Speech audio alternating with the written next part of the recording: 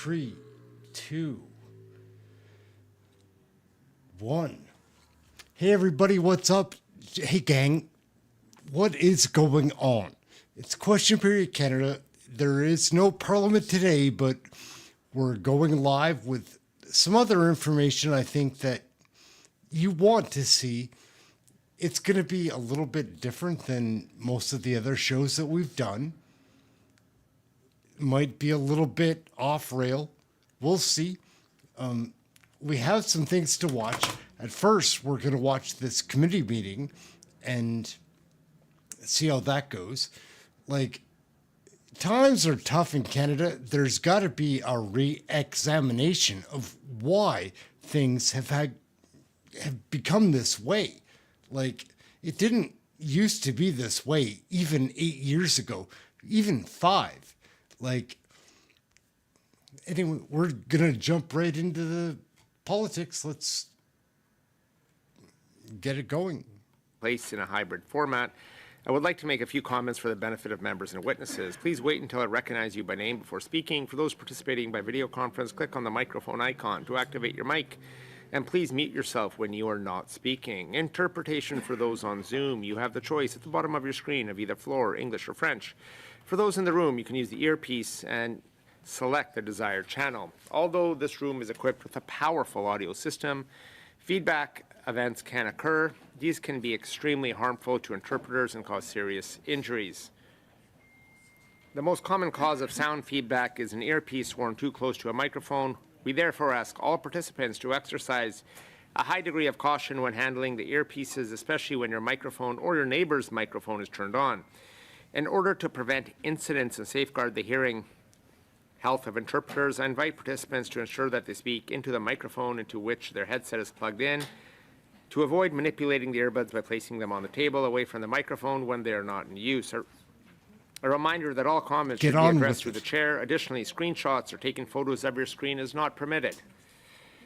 In accordance with our routine motion, I'm informing the committee that all remote participants have completed the required connection tests in advance of this meeting. With us today to answer your questions from the Department of Justice, Jean-Francois Roman, Legal Counsel. From the Department of Natural Resources, Annette Tobin, Director. Lauren Knowles, Deputy Director. Cheryl McNeil, Deputy Director by video conference. Danielle Morin, Senior Legislative and Policy Advisor, Renewable and Electrical Energy Division, as well as the legislative clerks from the House of Commons, Dancela Boy and Emily Thivierge. Money makes the world go round. Okay. Now we will proceed to the clause-by-clause consideration, resuming debate on Clause 38, BQ 11. Monsieur, some point of order? Yeah. Point of order by Ms. Stubbs. Thank you. Thanks, Chair, for the introduction, and for everybody and all the officials for being here. Nice to see all colleagues. I just want to quickly move a motion before we get started pertaining to government estimates. I'm just going to ask you to hold. We cannot move a motion on a point of order.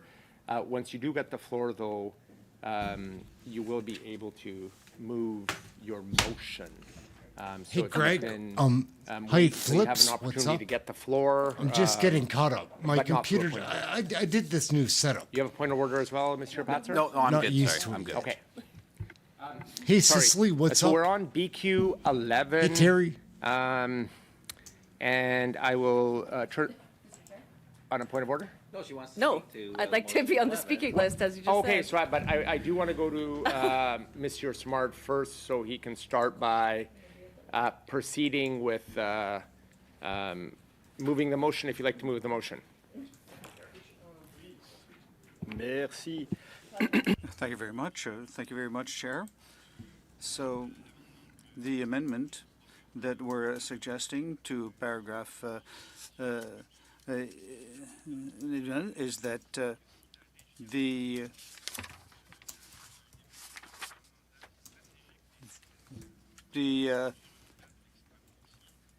prior to making a call for bids, the regulator has to conduct a regional assessment or strategic environmental assessment of the impacts of offshore renewable energy projects in those Crown Reserve areas, or the regulator has determined that a previous regional assessment or strategic environmental assessment has been conducted. The reason for this is that there are some groups that appeared before the committee,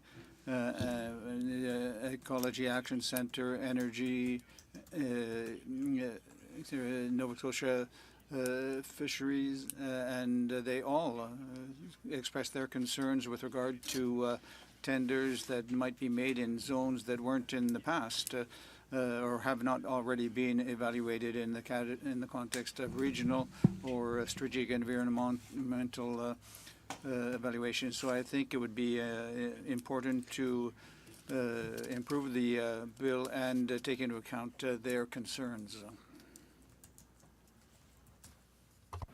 Thank you, Monsieur Simard, for moving your motion. We'll now proceed to, we have some folks that want to speak on the motion. Ms. Stubbs has passed. I'll go to Mr. Angus. No. No? Okay. No. Mr. Aldag, would you like to speak on the motion, or Ms. DeBrusen? Yes, so, So go ahead, I'll pass mine to Yeah, Mr. go ahead, Wilson. Mr. Brusen. So I think we've had this conversation a few times now about some of the different amendments that have been proposed by the BQ. And what I'll say is, look, we agree, and I agree with the intent, but ultimately we're going to be opposing this amendment. And when I say that, it's that, you know, there are currently regional assessments for offshore wind that are being done right now in advance of future calls for bids. And the bill has amendments that do allow and provide for offshore regulators to have the authority to conduct regional and strategic assessments, but they're not intended to be prescriptive. And really, when we're talking about this work and how we've discussed these with the provinces would be unlikely to support such prescriptive measures. So I will be opposing this. Thank you, Ms. DeBrusen. As I don't see any other members like to speak on the amendment,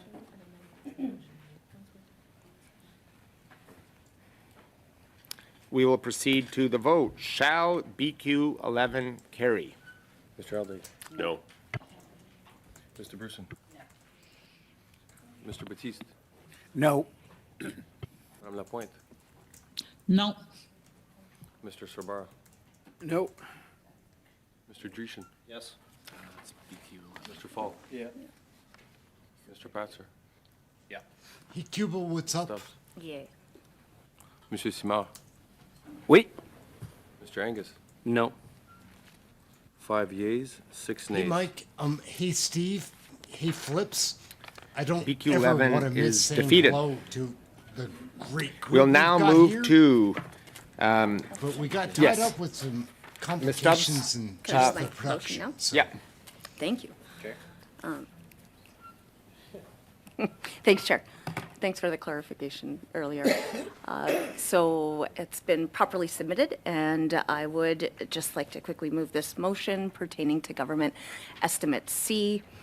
I gave notice on February 15th regarding the supplementary estimates that the minister can speak to those estimates to be accountable to all Canadians, and so I sure do hope that all members of this committee will want to hear from the minister to be open, accountable, and transparent to all of the people who sent us here to do these jobs on their behalf. So I would like to move that pursuant to Standing Order 1082, the committee invite the Minister of Energy and Natural Resources to appear for 2 hours with departmental officials to testify on the supplementary estimate C for the fiscal year 2023-24, and that they appear before the end of the current supply period. Thanks, Mr. Chair. Thank you, Ms. Stubbs. I will now go to the speaking list. I have Mr. Angus and Mr. Patzer. Mr. Angus, go ahead. Thank you. Well, I certainly support this because this is common. However, I vote to adjourn because we are dealing with important legislation. Once we deal with the legislation, then we can bring this forward. So I would say if Madame Stubbs Again, wants to talk with us about this, I'm that's a totally new supportive, tactic but that I the really Liberal want to NDP focus on the jobs coalition that we're dealing government with has. Newfoundland, Labrador, is so I vote to adjourning adjourn the debate. Committee meetings early. Like, I like Charlie proceed to a Angus, but that's a fool's move right there. Mr. Alday? Like, Yes. Mr. Bruson? Yes, adjourn. Mr. Batiste? Yes. Do you guys know about the bill that Charlie Angus is putting forward? Mr. Like, Barr? Yes. Mr. Dreeshen? No. Mr. Falk? Nope. Mr. Patzer? Nope. no, Ms. Stubbs? No. no, Monsieur Simard? Wait. Mr. Angus? We. wait. 7 yeas, 4 nays.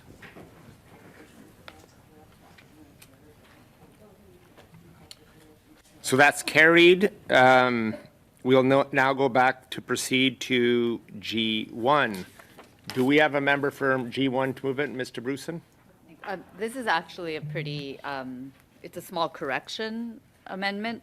It is to change the wording from the selection is made the basis of the criterion is what's written currently. It would change that to criteria. So it's really a matter of a correction in the language choice. So I'm hoping that others will choose to support this.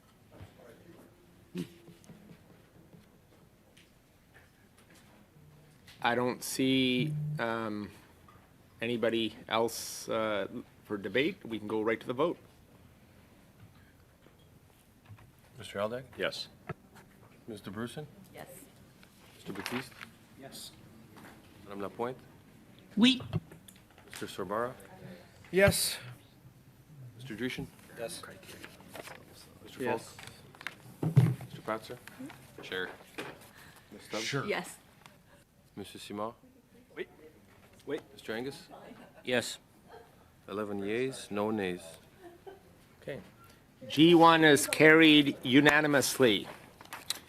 We'll now proceed to NDP1. I will go to the member, Mr. Angus. Thank you, Chair. Well, certainly one thing we heard from witnesses is concerns that if we are going to have big investment in offshore wind, that we actually make sure that we have that Canadian workers are benefiting and that we're making sure that there's commitments to good jobs, because certainly we know that what's people up? who've worked in the oil sector who may be wanting to work there, they're used to getting good pay and good jobs. And it was raised issues of contracting out and bringing in other workers from other nations to handle the big jobs. So this Patty, would be a what's up? pretty straightforward amendment to make sure that it includes project labor agreements and community benefit agreements to increase the participation of Canadians involved in this. And this is very much in line with matching what Biden is doing. Biden has made commitments to make sure that there are going to be jobs, there are going to be good paying union jobs for American workers. We can't leave our Canadian workers in Newfoundland, Labrador, Nova Scotia, and those who may want to move there to do these jobs. We can't I put like them Charlie at risk Angus. without having commitments that there's going to be good, strong labor Bob, agreements what's up? in place. Thank you, Mr. Angus. I'll now go to the next speaker, Mr. Bruson. Thank you, Mr. Chair, and I agree with the intent of what's been proposed, but I had a question for the officials. To begin, has there been discussion with the provinces about this amendment, and do we have a sense of how they would respond? Hi, I thank the chair, I thank the member for the question. Yes, we have had discussions with the provinces. They're likely to oppose on the basis that trade unions are captured under the term individuals, which are represented or not by trade unions. And if could I ask another question, just following up on that? You have the floor. Just because I just heard something, I just wanted to make sure I understood it. I feel like I just heard that the term individuals that appears in the bill, or in the amendments to the bill, would capture trade unions. Is that a correct interpretation? Like, is there an interpretation act or something that sets that out? So the clause is about corporations and individuals participating on a competitive basis in the supply of goods and services. So trade unions wouldn't necessarily participate in the supply of goods and services. They would represent the individuals that do. And that's why individuals are either represented by trade unions or not, and both can participate.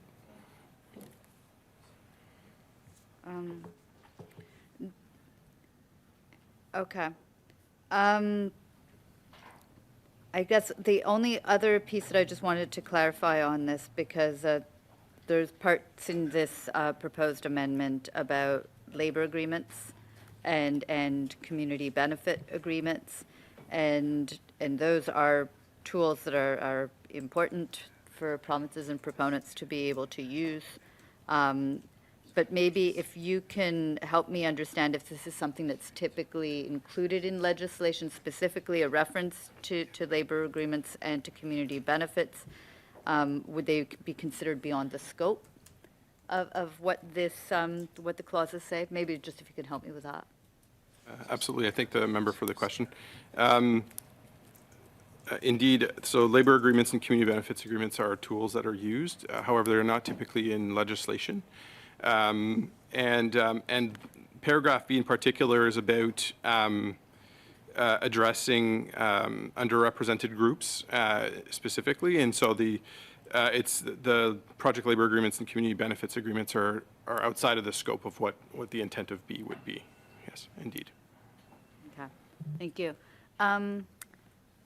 Based on the answers that we've gotten, at this point, what I would be seeking is unanimous consent to stand down this amendment and to vote on this clause, as long as the corresponding clause in the amendment to the Canada-Nova Scotia version of this bill. I have to keep saying it because there's a Newfoundland and then there's a Nova Scotia, so we'd have to stand them both down, so that the committee, via the clerk, can seek the opinion of the provinces in writing before we proceed with a vote on these specific amendments and clauses. Okay, before I proceed to that, Mr. Bruson, I'm just going to hold for 1 sec here and just... I find Cahal like a grease ball. Like, do you? Like, I don't know what it is, because, like, I'm not like that. I don't like this guy, though. Like... He delays and pauses so many times.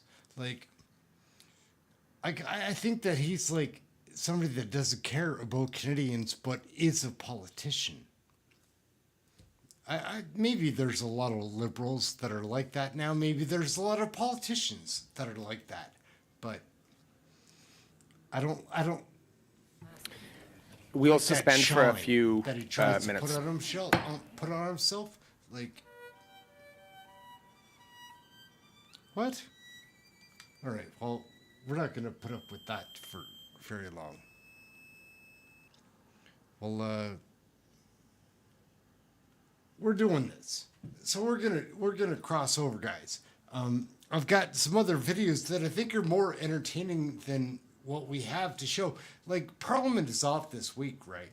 So trying to show the most interesting videos that I think we can find, and a couple of them I think that we happen to have made, like, in the past.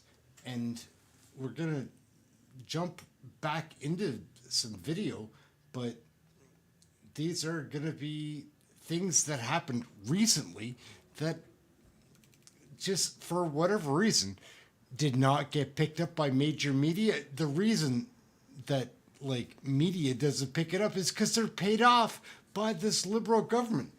I know that my channel here is short-lived because they're going to choke people with opinions that dissent completely out.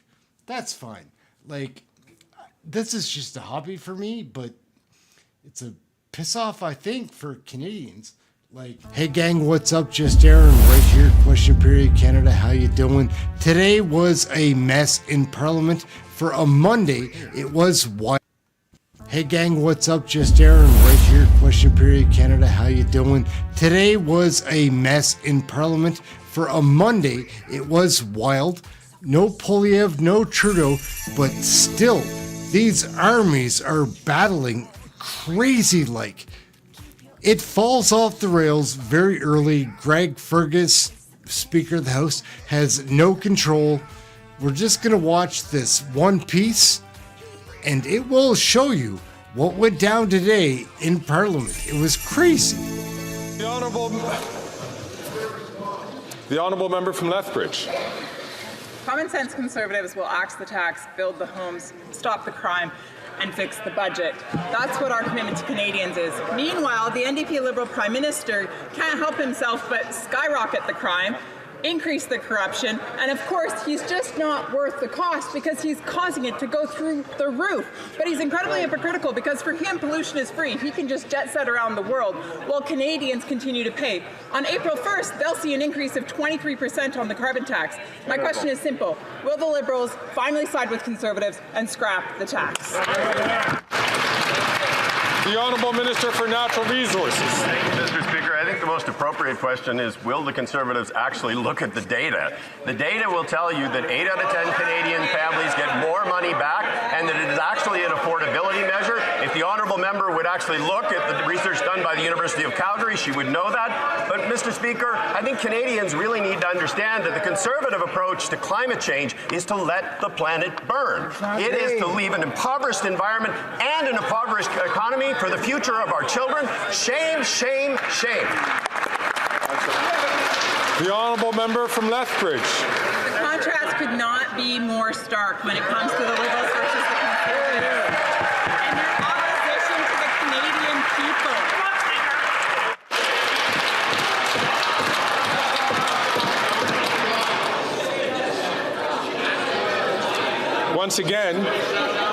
Once again, colleagues, the chair could not hear the question being asked by the honourable member, and that honourable member is actually close to the chair. The honourable member from Lethbridge, from the top. It's shameful that my colleagues across the way would clap for a 23% increase in the carbon tax when Canadians are lining up at the food bank in insurmountable numbers. Millions of Canadians cannot afford to put food on their tables, and these folks over here stand and clap. That is shameful. When will they grow? Grow up.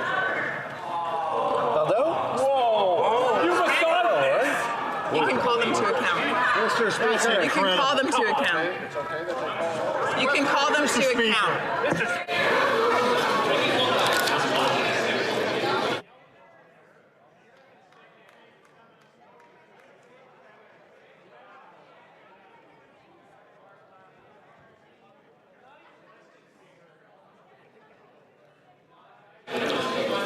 So time has come awfully close to the end of the honourable member's question. I'd like to reassure the honourable member the chair nor the table had heard a comment that was unparliamentary. So this is why it is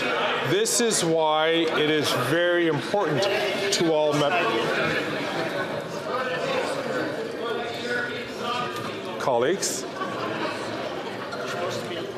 Colleagues, it is very important for members to not comment while a member has the floor. The recognized member has the floor. I'm going to ask the honourable member, please, to restrain himself while I try to give an explanation to all members. As I was saying to colleagues, is that it's so important for us to keep our voices down and to restrain ourselves while... I'm going to ask the honourable member once again to please, and ask him, please follow the good example of his whip and restrain himself while this chair is talking. It is so important for colleagues to be quiet so that the chair can hear the question, and if on occasion that members say something that is untoward or unparliamentary, that the chair or the table can hear that comment to making sure that things happen within an appropriate parliamentary tone. The honourable member from New Brunswick Southwest. You didn't get an answer. I'm terribly sorry. The honourable member, the honourable minister, to resign.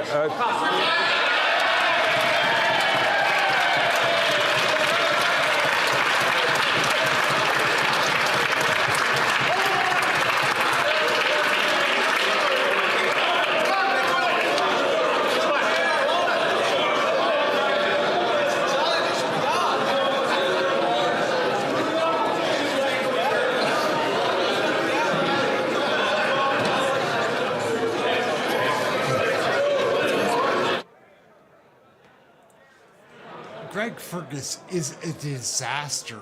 Like, imagine his decorum is trying to take over Parliament. There's no decorum here. It's the House of Commons. It's a pageant. Like, he's just So, again, I'm going to ask all members please restrain. So I'm going to give the honourable member from Lethbridge 10 seconds to put her question left, if she chooses to exercise that, to allow 10 seconds left to ask her question. Would the honourable member from Lethbridge like to have those 10 seconds? Really? Mr. Speaker, the minister across the way had something to say to me before. Perhaps they'd say it on the record.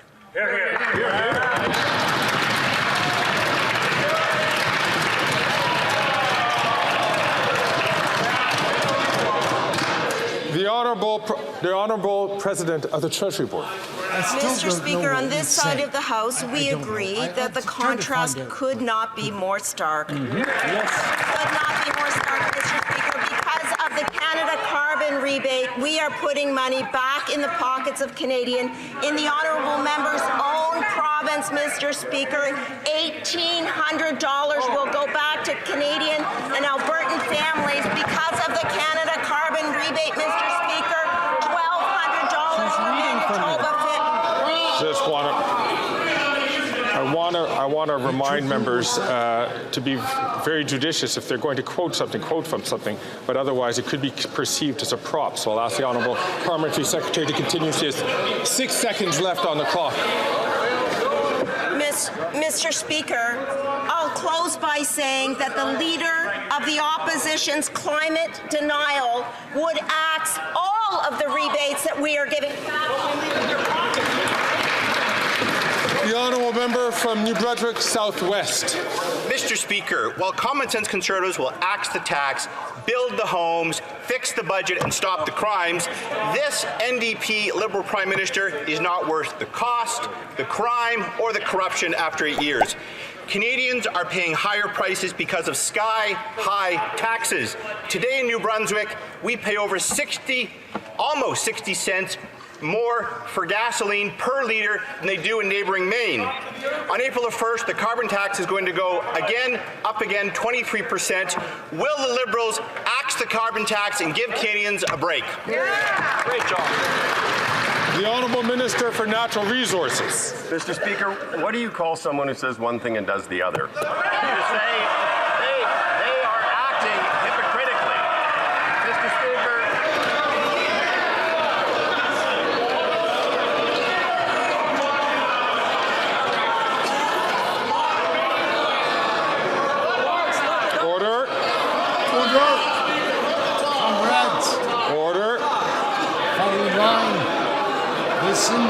Just listen. The Honourable Minister. Mr. Speaker, you would say that they are acting hypocritically. The Conservative Party says they have principles. If you don't like, they have other principles. In their 2021 platform, on which every one of those members of Parliament was elected, the platform said, quote, "We recognize that the most efficient way to reduce our emissions is to use pricing mechanisms." The Conservative position is not only devoid of facts, Mr. Speaker, but their position is the height of hypocrisy. How can Canadians believe anything these folks say? The Honourable Member from New Brunswick Southwest. Mr. Speaker, let's remember, these Liberals promised they would never increase the carbon tax by more than $50 a tonne. It's skyrocketing up to $270 a tonne. It's going to go up again on April the 1st. And voters in my district see that every day they cross the line to buy gas in Maine, 50 cents less a litre cheaper. On top of that, they're now collecting the HST and the GST on gasoline and energy prices, another $5 billion. When are these Liberals going to stop punishing Canadians and give Canadians a break? The Honourable Government House Leader. My colleague, the Minister of Natural Resources and Energy, just asked this member a question. He's the worst. Maybe the worst. Who's as bad? So, but Steve McKinnon is such a fake guy. I prefer Kendall than Steve Ferguson. Wouldn't you?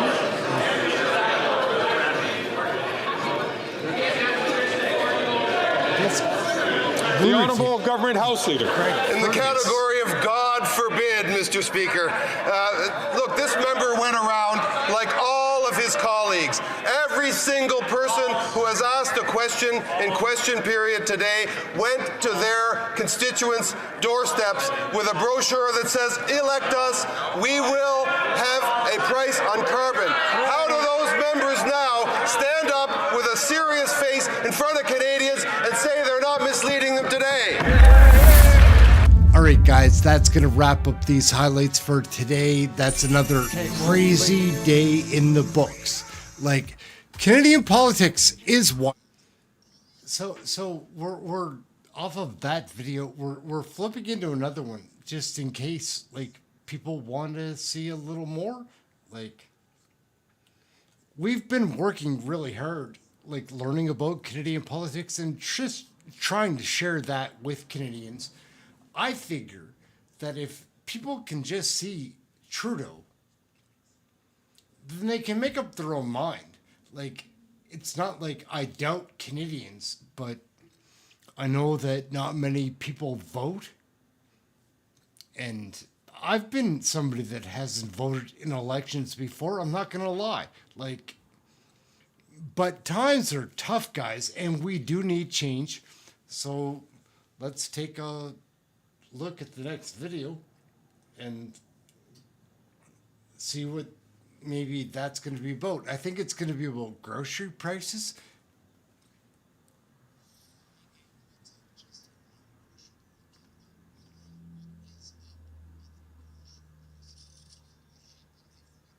Good hard look at what is going on. Like, we took a look back and saw what they were talking about today in Parliament and how they were deflecting the questions back then, how the CEOs of the big companies were. Let's take a peek. Galen Weston Sobeys will not look good in these videos. So, but they don't look good. Like, imagine how much groceries cost. You guys know at least as much about this stuff as I do, but do you trust these guys? I don't. They're big CEOs, and I think they're just lying to Canadians. Our minister promised to tax the excess profits of corporate grocery stores if they fail to stabilize grocery prices. Sure getting desperate if he has. As well, they failed to stabilize prices, and the Liberals again broke their promise.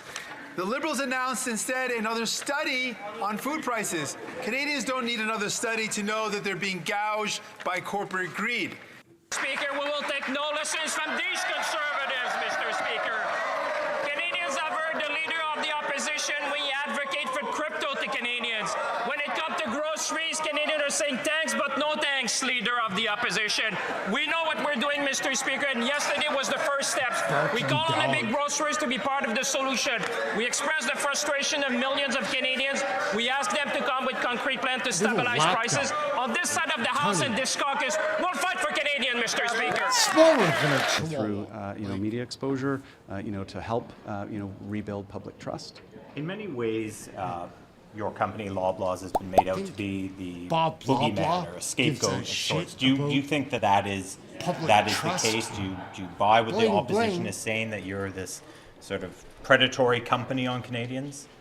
How do you respond to that? I hope my comments in committee today were clear. We recognize that this is a very difficult challenge. We also, are absolutely confident that Loblaw is doing the right things in very difficult circumstances. I love local. Sorry, I have to interject here. I'm sorry, Mr. Medline. I only have another minute and a half left here. Oh, I'm sorry. Mr. Weston, will you commit to the grocery code of conduct like Mr. Medline has with Empire? So we're active participants in the development of the code of conduct, and let me just add, a healthy supplier community, a healthy grower community is absolutely vital to our industry. We work hard every day to support local producers, and you do get, there are concerned producers, and there are also those who write to me and they say that our business has been transformational in terms of expanding their access to new markets and new products, that are being sold all across the country. We also have to strike the right balance between between what we pay our growers, what we pay our suppliers, and ultimately, the food prices that we charge our customers. Guys, if we're in trouble, FPC is the only line of defense against grocery prices. It's ridiculous. I don't trust this guy at all. expect more from them, and I hope they're watching today. And you know, when I called them in Ottawa, I think this was an historic moment. Never, I'm told, in recent history that the 5 top grocers in the country, whether it's Sobeys, Loblaws, Metro, and Walmart and Costco, were called. And what I did at this time, senators, and I hope you're behind me, I expressed the frustration of millions of Canadians on a weekly basis who have to do grocery. And I told them that we expect more from them. We understand it's a complex supply chain. Everyone understands that. But we expect them also to give a break to Canadians. And we said, you need to be with us. Do you trust FPC to take care of grocery prices? We'll see what these Liberals do this true. Hey gang, what's up? Just Ehren right here at Question Period Canada. Excited to bring you the highlights of everything that happened in Canadian federal politics this week. Very exciting. From the Senate, all the speeches, from the Commons, all the questions in question periods, the non-answers. We're going to jump right into it. Let's check it out. Let's get this straight. It's a company with 4 employees, headquartered in the basement of a tiny cottage. They got IT contracts even though they admit they do no IT work. $250 million. WTF. We are dangerously close to crossing the line in terms of what is considered parliamentary language.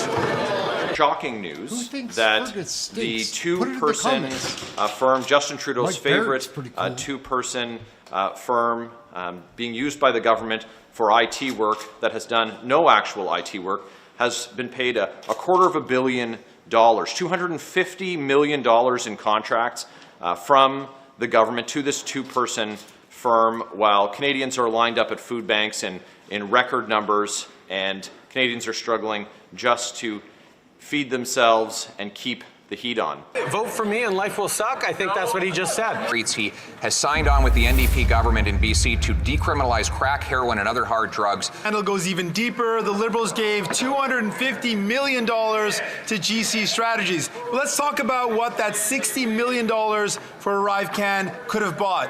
125 affordable homes. 800 nurses hired. Instead, this Prime Minister spent this money on an app that doesn't work and no one uses. During the pandemic, Canadians' lives were at risk, and we, quite rightly as a government, reached out to all the possible tools to keep Canadians safe. And indeed, the pandemic was less deadly and less harmful to our economy in Canada than it was in most, if not all, of our peer countries. But Leader's question. The question was, how can the Prime Minister waste millions of dollars on a ArriveCan when Canadians can't afford to eat, heat, or house themselves? The answer is because the NDP keeps that Prime Minister in power. That's how. It cost 80 grand, said the Prime Minister. Now it's at least 60 million, but we don't know for sure because of missing documents. What is the full and final cost of ArriveCan? I will highlight that part of the Conservatives' attacks on this situation is because they deeply deplore all the measures we put in to keep Canadians safe during the pandemic. What was the full and final cost of the app? That is among the questions that there are direct follow-ups, investigations ongoing right now, both internal and external. Combien? That anyone who broke the rules faces consequences, that systems and structures surrounding the public service and procurement are changed. This is something we are taking very seriously, as we must. GC Strategies, almost half of the 140 contracts it's gotten for IT work since 2015. We learned that 46 of those contracts went to GC Strategies without a call for tender. The ArriveCan app would cost taxpayers $80,000, but in fact, it's 750 times more, over $60 million in climbing. Now, committees studying this scam have heard evidence of forgery, fraud, obstruction of justice, and breach of trust by government officials. The ArriveCan is just like the Prime Minister, not worth the cost, not worth the corruption. Crazy carbon tax minister has done it again. This time, he's saying that the federal government is not going to support any new road construction. I quote, "Our government has made the decision to stop investing in new road infrastructure." End quote. So he believes that people in Yukon or rural Alberta or rural Newfoundland will have to get to work riding a bicycle.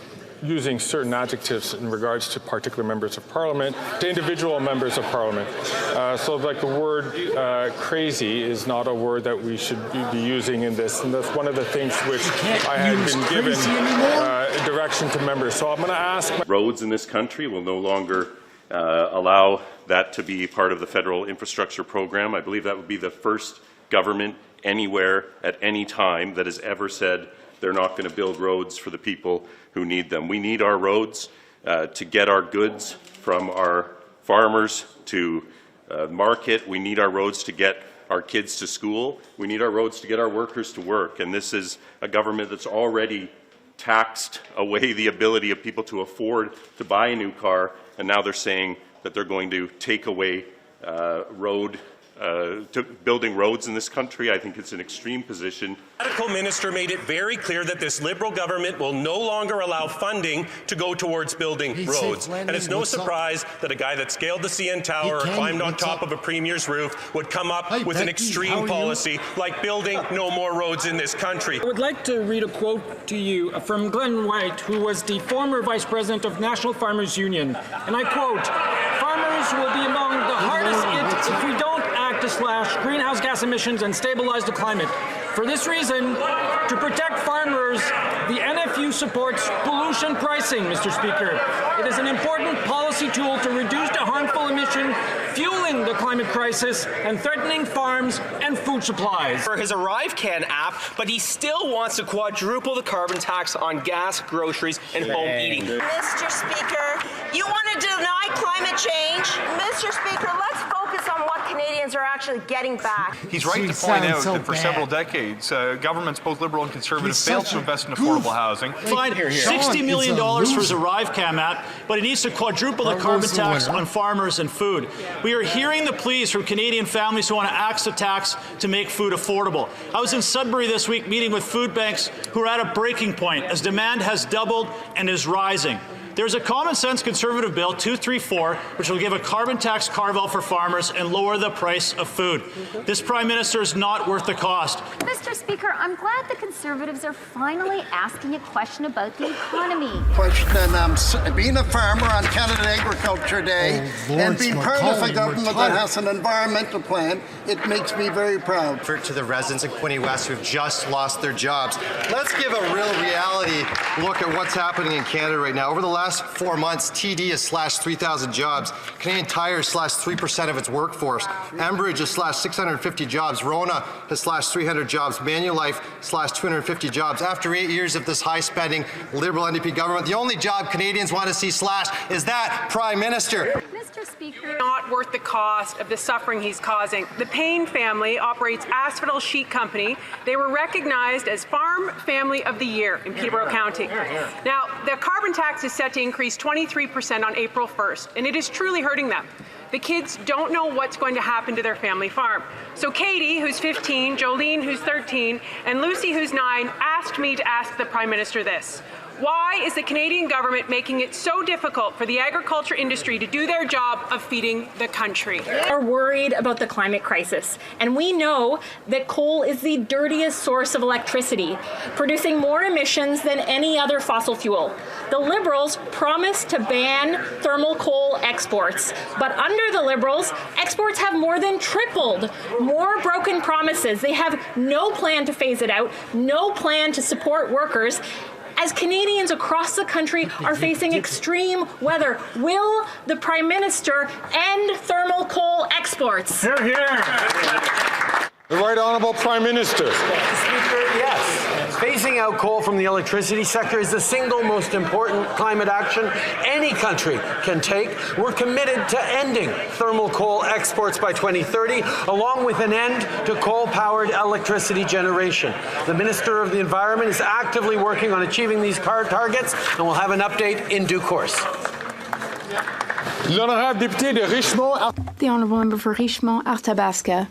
Mr. Speaker, after question period, all MPs will have the opportunity to vote on Bill C-273 to repeal Section 43 of the Criminal Code, which allows an adult to use corporal punishment on a child for supposedly educational purposes. We just don't like Over 65 countries around the world have taken this step, and 27 are in the process of doing so. The UN This one is... Hey gang, what's up? Just Ehren here, question period, Canada. Not that long ago, we unfortunately got Greg Fergus as our House Speaker. He's a disaster. It was under exceptional circumstances that he came in to being elected, because he was elected by the other MPs, but the circumstances around that scandal and Anthony Rota having to resign, fall on his sword for the Liberal Party, well, that scandal's coming back. It seems like Greg Fergus was handpicked by Trudeau to introduce this new decorum into Parliament. It doesn't fit. He doesn't belong. He does a terrible job. We're going to show the clips of how much he interrupts and breaks up the flow of question period. It's terribly frustrating and just out of place. Let's take a look at Greg Fergus being House Speaker, saying too much. Sit down and shut up. Before we continue with question period, for the second time, I'd like to remind members that all comments go through the chair. I remind the Honourable Minister that all members come through the chair as opposed to directly to another member of Parliament. L'honorable député de La Prairie. The Conservatives, they want for-profit child care. This means... So I hate to interrupt the Honourable Member. Sometimes, colleagues, sometimes we can clearly hear the question and sometimes we can't. This is one of the opportunities where the chair cannot hear the question. I ask all members please to keep your conversations private so I could hear the Honourable Member.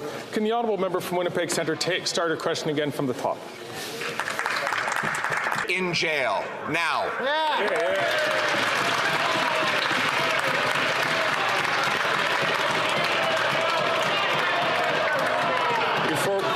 I'm going to just ask for all members, please, to make sure that they listen to the question that's being answered. I know they're experienced members. The Honourable Government House Leader. Mr. Speaker, what we have on this... The Honourable Government House Leader.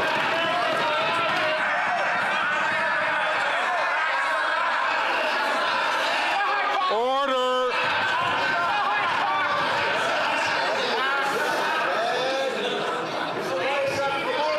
Order.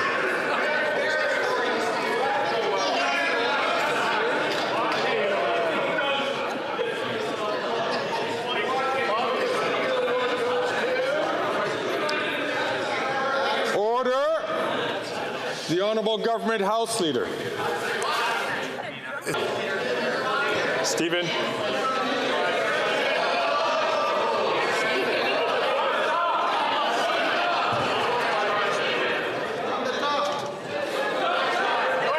Order. Comrades, order. Colleagues, it's in everyone's interest that the Speaker be able to hear the questions and the answers which are being put forward in the House. I ask members to please restrain themselves so that I can do so. The Honourable Government House Leader has 13 seconds left on the clock. The leader likes to... There are several experienced members of this House who do know that their time to speak will be recognized by the chair when they are supposed to speak. Otherwise, I ask you please to allow questions and to allow answers to be given so that the Speaker can hear it and so can anybody else who's participating here.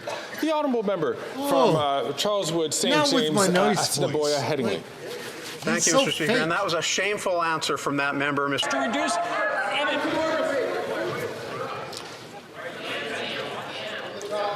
The Honourable Member, I'm having colleagues, I'm having difficulty hearing the Minister respond to the question. I'm going to ask him to start from the top. Please, can you please withhold your comments so that the Speaker can hear it?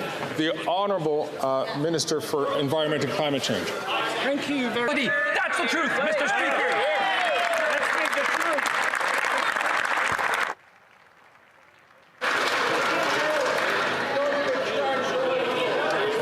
It's not even Wednesday and we seem to be all amped up. That's the truth of it. The Honourable Member says, wait until summer. Truer words have never been spoken. The Honourable Member from Dauphin River, Swan River, Neepawa. Will continue to do... Sorry to interrupt the Prime Minister and to all members. I'm going to ask members please to keep their comments to themselves until they have the microphone or have the floor so that they'll be able to ask their questions or answer the questions. The Honourable Prime Minister has 15 seconds on the clock. What? Mr. Speaker. Come on. Greg Fergus is corrupt. Order. The Honourable Leader of the Opposition. The Right Honourable Prime Minister. Order.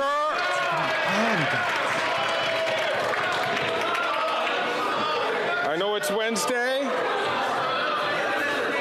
Wednesday. And members are very keen to hear the answer to this question, so I'll ask them to please restrain themselves while the Right Honourable. He's too much to take. Well, the Right Honourable Prime Minister answers the question. Job is Right Honourable Prime Minister. Speaker, you can tell it's Wednesday because this morning, the poll.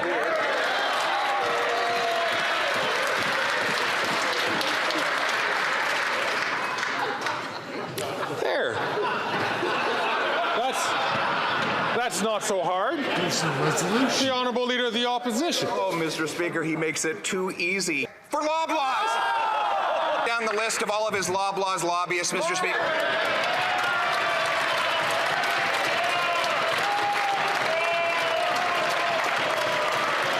It's kind of funny.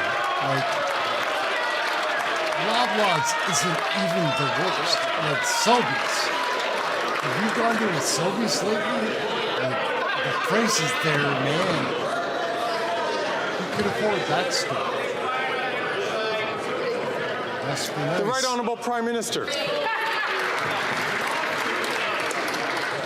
So I'd like to, colleagues, before you saw a hesitation in the previous round when the Speaker was a little confused as to who was going to be speaking next, as it turns out, we had deprived the Leader of the Opposition a question. I don't know if the Leader of the Opposition wants it now or would he like it in the next round? Criticism. So take it right now, the Honourable Leader of the Opposition. Mr. Speaker, let's talk about the cold, hard facts.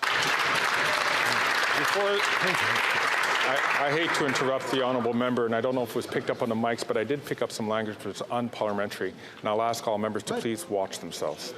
The Right Honourable Prime Minister. Mr. Speaker. I really don't mean to play a dirty trick here, but this is a video that we made a little ways back all about the House Speaker and sit down and shut up. It's been a while that Greg Fergus has really been a problem. I hope you like this video. I didn't mean to slip it in, but we're going to slip it in. Hey everybody, what's up? Ehren here, Question Period Canada. Today we're going to be taking a look at the role of the Speaker of the House, Greg Fergus, the current Speaker, who's disrupting everything, as you're aware. That's why you're here.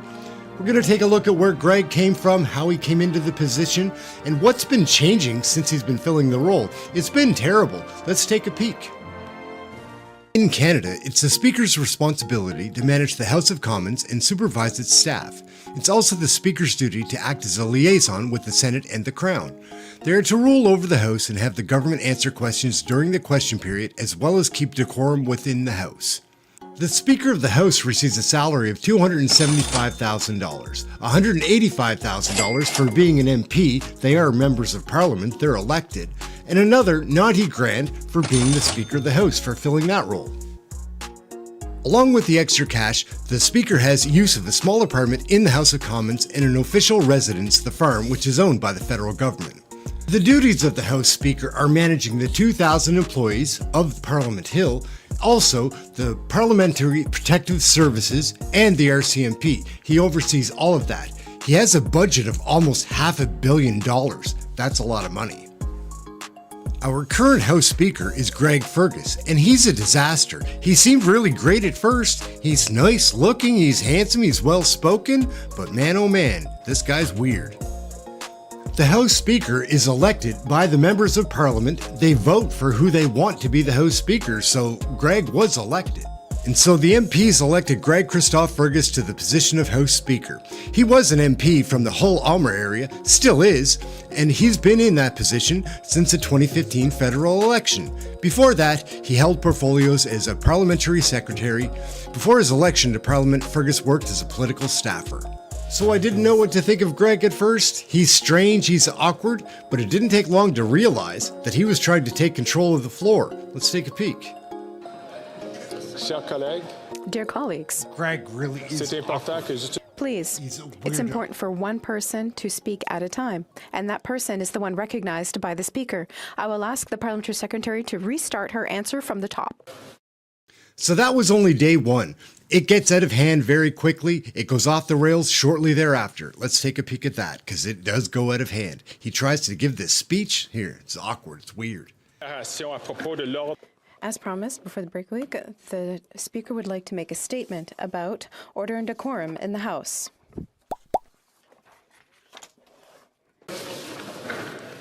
Après 8 ans de ce gouvernement, le taux d'inflation. After 8 years with this government, inflation is the highest it's ever been in Quebec. Even in this wide shot, you can see Andrew Scheer go and grab the rule book because he knows something's up. So it's time for question period to start, and Greg said that he's got this speech to deliver first, but it's time for question period, so Poilievre tries to start, but Greg interrupts him. You can see Andrew Scheer run up to grab the book of rules. He used to be the House Speaker as well.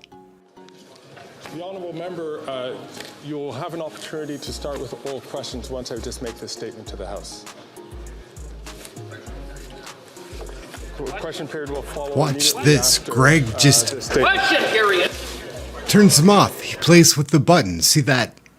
So it looks like the MPs just want to start question period. That's what they're supposed to do at this time of day, but Greg wants to give this speech. He's insisting on it. Playing with his button turns him back on. See that? Jeremy? May I ask the Honourable Member, please, to take his seat for a moment while I consult with the table? I bet Greg is a nice fella, but terrible to work with. Imagine what he's been doing to these guys. So awkward. So while he's consulting with his table, the Conservatives are consulting too. Andrew Scheer used to be the Speaker of the House. He knows the rules. He's consulting with Poilievre. He's just a weird person, everyone. Just weird. The Speaker... It's okay to be weird. As to when to start question period. There will be a full question period that will follow after this declaration from the Speaker. Not when you're House Speaker. For us to make this declaration.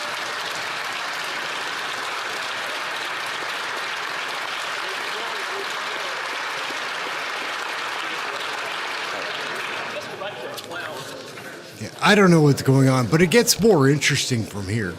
Keep watching. How totalitarian is that? Speaking about himself in third person, Mr. Speaker can do this. Andrew Scheer is fed up. He puts in a point of order. Here it comes. Point of order. The Honourable House Leader from the Opposition. Just like to remind the Chair of Standing Order 5A, time for statements by members, oral questions, orders of the day at 2 p.m. on Mondays. Sorry, not later than 2:15 p.m. As the case may be, oral questions shall be taken up. Not may be taken up, shall be taken up. It's well past 2:15, Mr. Speaker. Hey DJ, what's up? So it's 2:15 and questions shall be taken up at 2:15. Let's see how Fergus reacts. After consultation with the table, it is important for members to understand that we have dérogé de cette habitude de commencer. That we have moved away from starting exactly on time. Le président, la présidence va faire cette déclaration. The Speaker will make a statement. It's not my intention to make this a habit. But according to the standing orders, I do have the opportunity of starting oral questions after my statement. The Honourable Member from Regina. Did you hear somebody heckle? Let the players play? But Greg is insisting on giving this speech. Andrew Scheer is trying to set him straight. The Honourable Member from Regina. The Speaker ought to know when rules are not followed, when there is a derogation from a rule, when that is pointed out to the Speaker then enforces the rules. These standing orders are the property of the House. It's up to the House to decide when we're not going to follow a rule or when we're going to change a rule.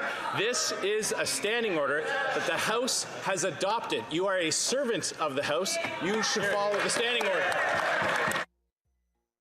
So Andrew Scheer's a braver man than I am. He called Greg Fergus a servant, put him in his place. Let's see how Greg reacts. I'd like to thank the honourable member from Regina Capel for pointing out the standing orders, and indeed he is correct. There are written standing orders. However, there is a long tradition in this House that the Speaker has the ability to making sure. Can I ask the honourable member to please allow me to finish as I have the floor at this time? I'll be happy to recognize the honourable member for a point of order. It is really important that we understand that the Speaker does have this ability to make a statement. We will have full oral questions at the end of this statement from the Speaker. It is an important message, which I think members would appreciate hearing, because it gives an indication as to how the Speaker is going to be proceeding in the months and years to follow. Colleagues, comme elle l'avait promis avant la As promised before the constituency week. Order, the honourable member from Carleton. Every day in this. So is that what we're doing here, Greg Fergus? We're enforcing the rules by breaking the rules? That's weird. Really weird. Poilievre's had enough. You can see that he stood up there. He's coming back for more. The honourable member from Carleton. Every day in this House, the opposition has the occasion to respond to the actions of and hold the government accountable for its actions on behalf of Canadians. That happens at 2:15 every single Monday, Tuesday, Wednesday, and Thursday. That is not a may, that is not a possible, that is a shall. There is nothing in the clause that creates question period in the standing orders that allows the Speaker to arbitrarily change the time in order to give a speech. I will note that the Speaker has a plethora of occasions to stand on his feet and make any point he wants or any declaration he likes. He does not need to do it in the middle of the sacred period during which we hold the government to account. Now I see, no, if I'm Mr. Speaker, if I may, this is the first time in all of my years here that I have seen a Speaker interrupt question period to make a speech. I've never seen it. I've never seen it. And I furthermore, the fact that you've risen to your feet in order to impose apparently a series of guidelines that are not approved by the Board of the Internal Economy or voted on by the House of Commons, and that you're doing it in violation of one of the existing rules that is already in place, suggests a very serious and unusual departure from the normal way in which Parliament exists. It's a pretty the government fun moment. is here to serve Parliament, not the other way around. We ask that you allow us to proceed with question period and you make your statement afterwards. So Poilievre made some great points. He calmly told them that this is Hey everybody, what's up? Ehren here, Question Period Canada. How are you today? Great episode coming up. It's the coalition is breaking down. There's been so many coalitions. Now there's the new Bloc Québécois coalition with the Liberals. The initial coalition with the NDP, it's breaking down though. JAGMEET goes at Trudeau pretty hard. Trudeau responds. JAGMEET goes again. Trudeau responds. Then Poilievre steps in, makes fun of the whole thing, the coalition between the NDP and the Liberals, and he sets Trudeau off. Trudeau loses it. It's fun at the end. Let's take a peek at how JAGMEET goes at Trudeau first. Let's take a look. South. The Liberal and Conservative corporate coalition may strike again today. We put forward a plan to help Canadians with their home heating bill, to help Canadians tackle the climate crisis and make big oil and gas pay for it. Now, environmental organizations are on board, but climate delay Liberals and climate deny Conservatives will back the profits of big oil again. So how can the Prime Minister and the leader of the Conservative Party justify voting against this? Hear, hear, hear. The Right Honourable Prime Minister. Mr. Speaker, it was with confusion and consternation that I noted the way the NDP voted with the Conservatives against one of the most successful measures Canada has ever seen in the fight against climate change. Putting a price on pollution is exactly how we've managed to bend the curve on our emissions faster than other G7 countries over the past 2 years. How we are moving forward with global leadership on the fight against climate change. Seeing the NDP vote with the Conservatives against a price on pollution is something that has disappointed millions of progressives across this country. That right there is one of the issues that I have with the coalition government. How can they be having these lovers' quarrels, strange political bedfellow coalition? It doesn't make any sense, and now they're spatting. It's embarrassing. It happens again, though. JAGMEET asks Trudeau more questions. Burnaby South. People are struggling to find a home they can afford. And this federal government has the power, the land, and the resources to end the housing crisis. On one side, we've got the corporate-controlled Conservatives that want to sell off our public land to their rich investor friends that helps no one. But on the other side, we've got Liberals who are openly admitting that their plan is to use public lands to build luxury homes. How can this Prime Minister justify using public lands to build homes that people can't afford? Full of it.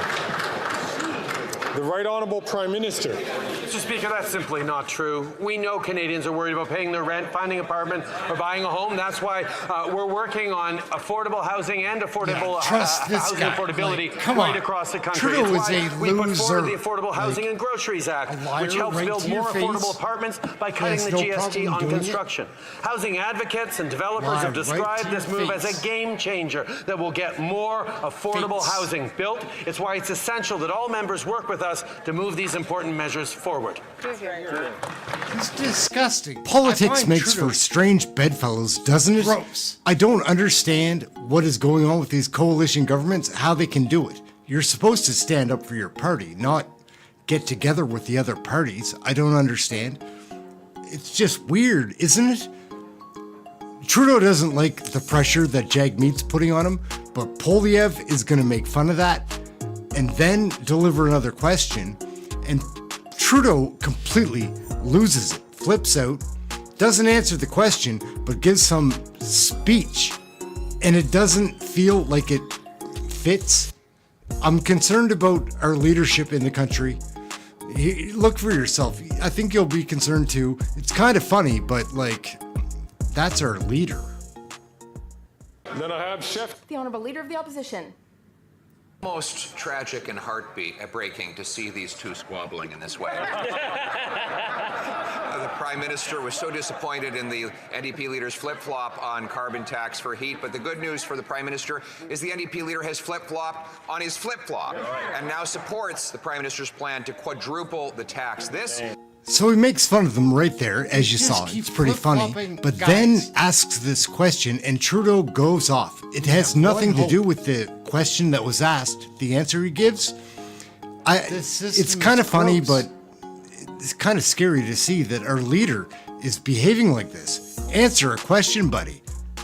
Don't flip out. Mr. Speaker, the Prime Minister only divides to distract. That's all he ever does when he gets into trouble. He divides people along every possible battle line. He did that with the carbon tax carve-out for only some in a region where his support is plummeting and his caucus is revolting. And for 10 days, he refused to condemn the comments of his own Liberal minister who said this policy was applying based on how people voted. And now he signs on with the separatists to divide Canadians again.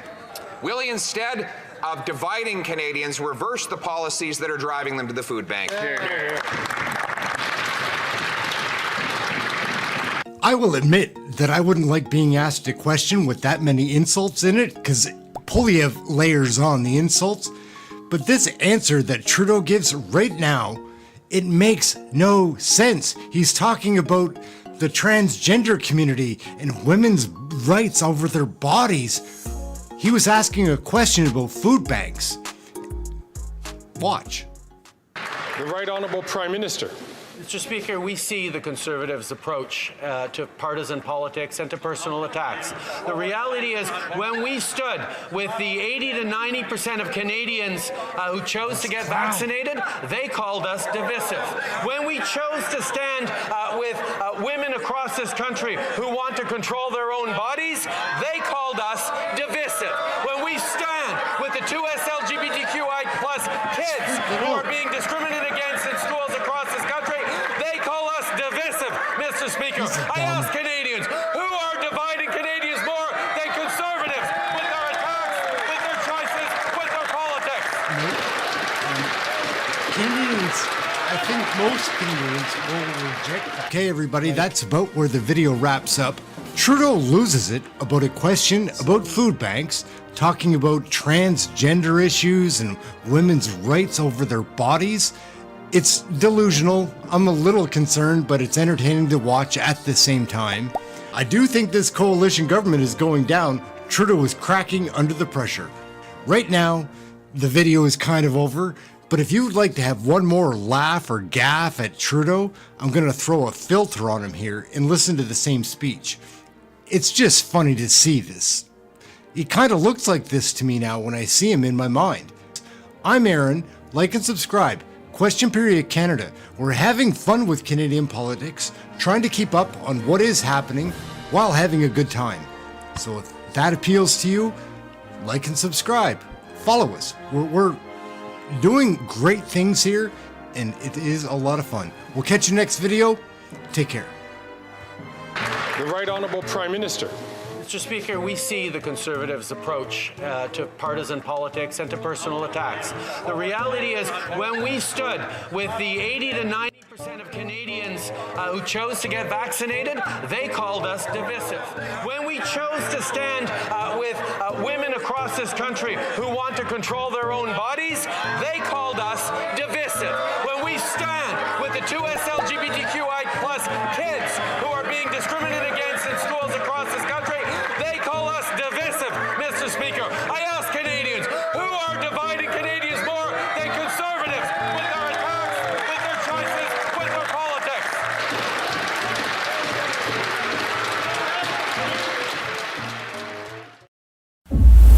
Hey gang, what's up? Just Ehren here, Question Period Canada. Wondering what is up with grocery prices. What would happen if we took a good hard look at what is going on? Like, we took a look back and saw what they were talking about today in Parliament and how they were deflecting the questions back then, how the CEOs of the big companies were.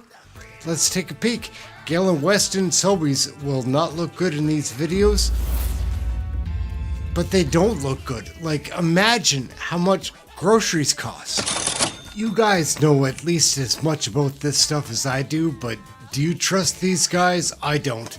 They're big CEOs, and I think they're just lying to Canadians. Our minister promised to tax the excess profits of corporate grocery stores if they fail to stabilize grocery prices. Sure getting desperate if he has to. As well, they failed to stabilize prices, and the Liberals again broke their promise. The Liberals announced instead another study on food prices. Canadians don't need another study to know that they're being gouged by corporate greed. Speaker, we will take no lessons from these Conservatives, Mr. Speaker. Canadians have heard the leader of the opposition when he advocate for crypto to Canadians. When it comes to groceries, Canadians are saying thanks, but no thanks, leader of the opposition. We know what we're doing, Mr. Speaker, and yesterday was the first steps. We call on the big grocers to be part of the solution.